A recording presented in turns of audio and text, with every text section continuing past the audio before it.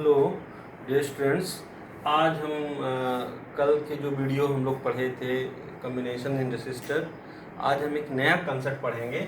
आपसे हम वो डिस्कस करते हैं पहले कि आज जो हमारा कंसेप्ट है वो थोड़ा अच्छे से समझिएगा। मैं भी सोचता हूँ कि आपसे अच्छी तरह से समझ में आ जाए, मैं भी ट्राई करता हूँ। इस टॉपिक का नाम है जिसको आज हम करेंगे किरचॉफ्स सर्क्यूटल लॉ। सर्क्यूटल लॉ एक नया कंसेप्ट है आपके लिए, जो क्लास 12 के बच्चे पढ़ रहे हैं उनके लिए नया कंसेप्ट है, क्लास 12 के सभी बच्चों के लिए। सो बी केयरफुल। इसमें क्या होता है कि इसमें दो करंट दिए। पहला दिया उन्होंने किरचॉफ, के for Kirchhoff current law, KCL बोलते हैं पहले वाले को, किरचॉफ करंट लॉ। इसको हम शॉर्ट में बोलें तो Kirchhoff current law.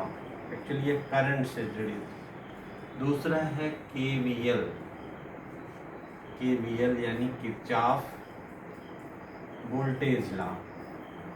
Now see, Kirchhoff current law end voltage law दोनों अलग अलग सिचुएशंस के लिए हैं। कभी कभी दोनों अलग अलग लगते हैं, कभी दोनों एक साथ लगते हैं, बट इन दोनों का मकसद क्या है, क्यों लगते हैं दोनों सेम? ओम्स लॉ एक सिंपल सर्किट के लिए यूज होगा। अगर सिंपल एक रजिस्टर है, एक बैटरी है और उसमें आपको करंट, वोल्टेज या रेसिस्टर आपको निकालना है, then you can use Ohm's law. But if there are more than one resistor and complex circuit is given, then you will use the Kirchhoff's law. Now see, first one, see we will start in the Kirchhoff's current law. Now what is the Kirchhoff's current law and how it can be solved in your lesson? See, Kirchhoff current law. Kirchhoff current law is also called junction rule. Junction or node, junction rule or node rule. So Kirchhoff current law यानी KCL, it is also called junction. इस क्या है कि इसको पहले statement देखते हैं। algebraic sum, algebraic sum of current at any node या at any junction will be zero. This is the KCL. This is the KCL. Algebraic sum of current at any junction will be zero. So see, let this is a junction and there are so many currents and I am taking only 5 currents and few currents are coming inside, few currents are going outside. See carefully. Let I1, I2, I3, I4, I5, 5 currents are there, 3 currents are coming. ध्यान से देखिए, 3 current junction, ये junction है, this is the junction, this is the node, you can say or junction. जैसे आप train में देखते हैं कि अगर 2 ट्रेन लाइन आई, 3 एक से ज़्यादा हुआ तो जंक्शन का नाम पड़ जाता है, अदरवाइज जंक्शन नहीं होता, उसको रोड बोलते हैं। जैसे आप देखे होंगे सतना रोड, लेकिन कटनी रोड नहीं बोलते, कटनी जंक्शन है। सिमिलरली है। So this is called the junction if there are more than 2 currents are coming at the point, that is called junction. So junction पे जितनी भी करंट हैं इन सब का अलजेब्रिक सम क्या होगा? This is algebraic sum, this is I, this equal to 0. So algebraic sum at any junction will be equal to 0. ये current का पहला रूल है, this is called the Kirchhoff's current rule. Algebraic sum at any junction will be 0. अब देखिए इसमें यहाँ पे confusion आपको होगा कि सर आने वाली करंट को क्या करेंगे, जाने वाली को क्या करेंगे। तो हम एक कन्वेंशनल रूल इसमें लगाते हैं। जब देखिए जो कन्वेंशनल रूल है इसका मैं एक्सप्लेन करता हूँ आपको। What is the conventional rule? देखिए कन्वेंशनल रूल क्या है, ये आपको अपने से लेना है। कन्वेंशनल रूल, कन्वेंशनल रूल यानी sign rule, for sign. Conventional rule किसके लिए है? साइन के लिए। सो आपको लेना है दिस इज, देखिए हर बुक में अलग अलग लिखा हुआ है, आपको कंफ्यूज नहीं होना है।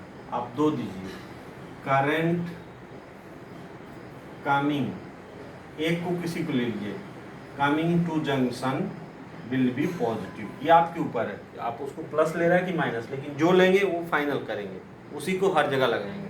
तो current coming to the junction plus and current out going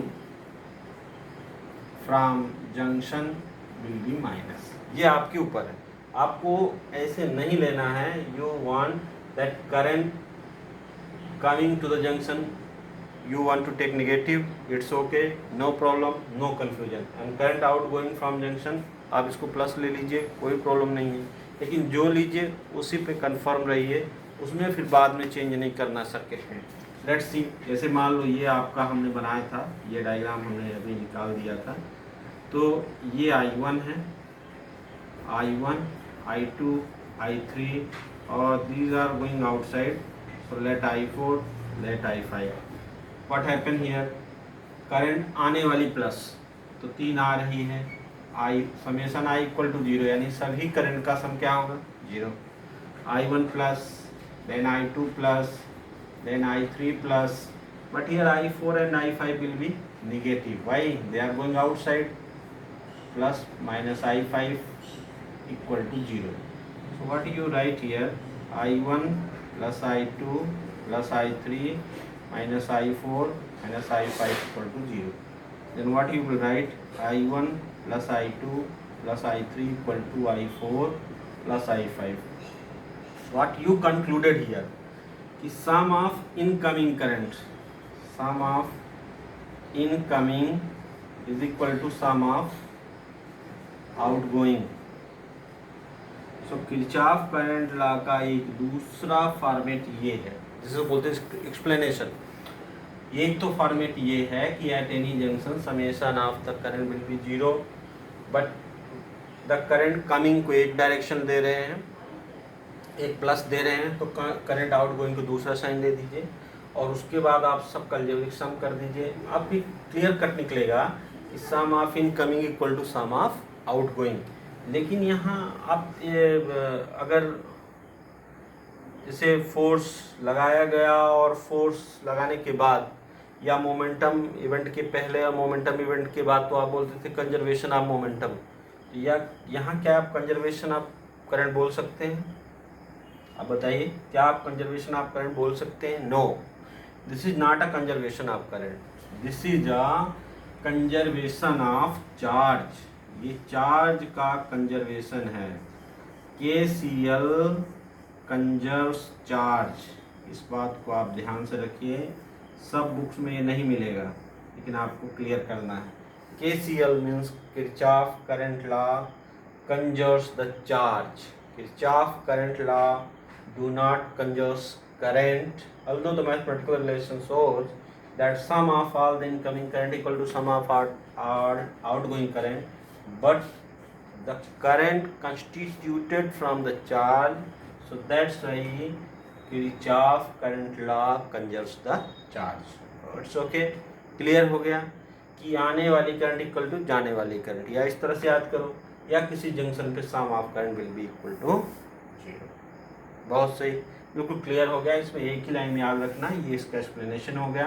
मैं एक एग्जांपल से आप उसको क्लियर करता हूँ, जरा देखिएगा।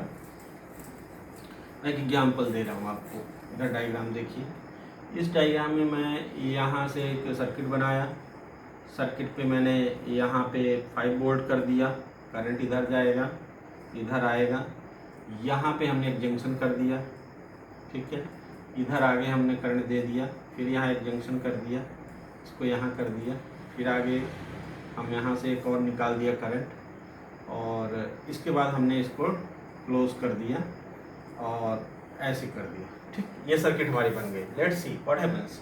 5 एम्पियर करंट है, मैंने यहाँ 5 वोल्ट है, यहाँ 1 एम्पियर दिया, यहाँ एरो बना के रख दिया है और एरो बना के रख दिया है।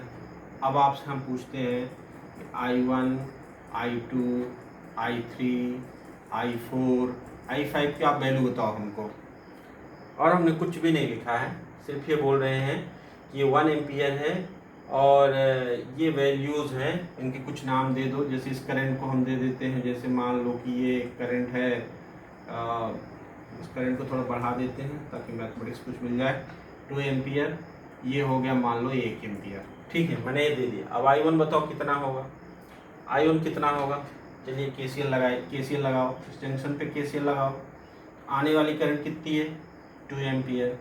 जाने वाली देखो, आने वाली इक्वल टू 2, जाने वाली कितने हो जाएंगी, I1 प्लस I2। तो कहोगे सर ये करंट को कौन देखेगा, no no no, you concentrate only on first this junction. पहले आप इस जंक्शन पे कंसंट्रेट करो, इनको अभी छोड़ के रखो। तो इस जंक्शन पे आने वाला 2 एम्पियर, जाने वाला I1 और I2, तो ये 2 हो गया, I2 का value 1, I1 equal to 1 ampere. So this is also equal to 1 ampere. It's clear. अब यहाँ भी 1 एम्पियर हो गया, ये भी 1 एम्पियर हो गया। अब मान लो कि इसकी वैल्यू दिया हुआ है 0.5 एम्पियर, इसकी वैल्यू नहीं दिया हुआ है, इसकी वैल्यू दिया हुआ है 0.1 एम्पियर, इसकी वैल्यू पूछ रहा है कि बताओ क्या होगी। तो अब आप बताओ, अब आप इस जंक्शन को छोड़ दो, आप जिस जंक्शन पे कह रहा उस जंक्शन पे फोकस करो, यहाँ पे फोकस करो। मैं यहाँ दिखाता हूँ आपको, वही लगाओ। आने वाली बराबर जाने वाली, आने वाली कितनी इस जंक्शन पे है, देख के बोलिए कितनी जंक्शन है आने वाले, ये है I2 आ रहा है। तो आने वाली बराबर जाने वाली, तो जाने वाला कौन कौन हो गया, I3, I4 and I5। It's okay. Means KCL लगाना है तो आपको जंक्शन देखना है, जंक्शन इज द रेफरेंस, और उस जंक्शन पे ये देखना है कितनी करंट आ रही है और कितनी जा रही है। तो इस जंक्शन पे जब हमने देखा तो हमने देखा इसको निकाल लिया। अब इस जंक्शन पे देख रहे हैं तो इतनी हो गई। अब देख लीजिए, अगर और कुछ होता, जैसे इस जंक्शन की बात होती तो कुछ और होगा।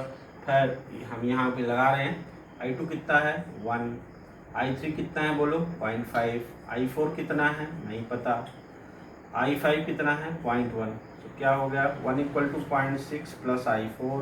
तो I4 मीन्स 1 माइनस 0.6 यानी 0.4 एम्पियर। तो I4 का वैल्यू हमको क्लियर हो गया, यहाँ हमने निकाल लिया 0.4 एम्पियर। सो आपने बिल्कुल अच्छी तरह से इस चीज़ को समझ लिया कि जो किरचॉफ करंट लॉ है, Kirchhoff current law acts only on the junction and it says that sum of current at junction will be 0, all the incoming current equal to all the outgoing current, और इन्हीं को algebraic हम solve कर सकते हैं। But यहाँ पर हमें एक चीज़ अपने दिमाग में बैठाना है, अगर आने वाली करंट को हम प्लस ले रहे हैं तो जाने वाली करंट को क्या लेंगे, माइनस।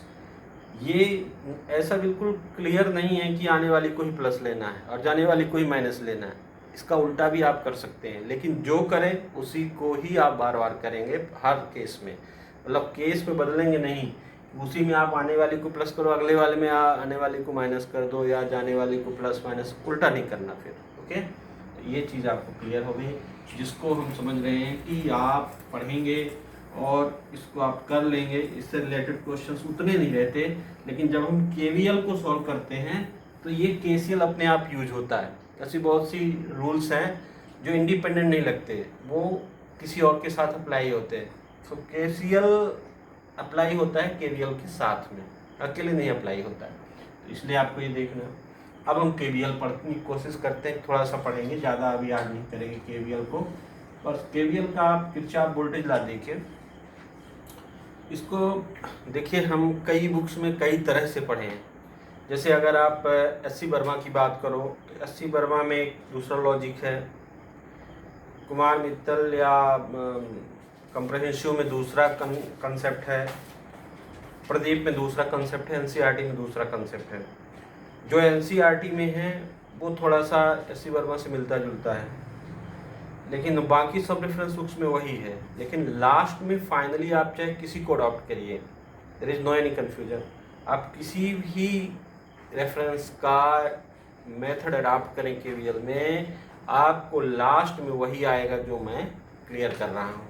वो ये है, देखिए, फॉर एनी क्लोज लूप, इसमें लूप क्लोज होनी चाहिए, for any close loop. Close loop का मतलब ये हुआ कि जिसमें करंट फ्लोइंग में हो, जैसे ओपन लूप है तो केसीएल लग सकता है उस जंक्शन पर, आगे नहीं लग सकता। लेकिन केवीएल के लिए पहली कंडीशन क्या है, फॉर एनी, इसलिए केवीएल का दूसरा नाम क्या होता है, लूप रूल या मेश रूल, लूप रूल या मेश रूल इसको बोलते हैं केवीएल को।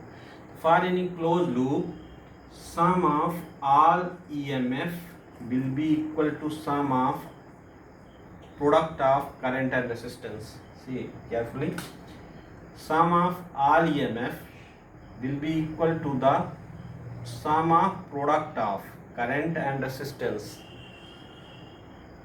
या आप ऐसे कह सकते हैं कि sum of EMF will be equal to the sum of product of resistance and current. इस तरह से करिए, या इसको आप थोड़ा और मैं दूसरी लैंग्वेज में ले जाऊँ, एस सी वर्मा की लैंग्वेज में अब ले जा रहा हूँ, E minus I R equal to 0 लिख सकते हैं आप। मैथमेटिक्स तो जान रहे हैं, इधर आएगा प्लस होगा माइनस होगा।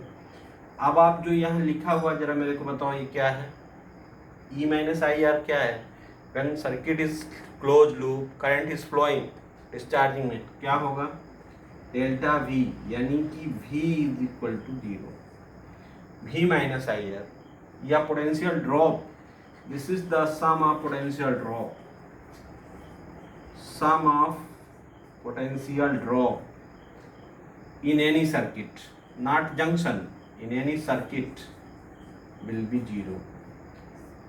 ये इसका मैथमेटिकल है, इसको हम लोग कल एक्सप्लेन करेंगे।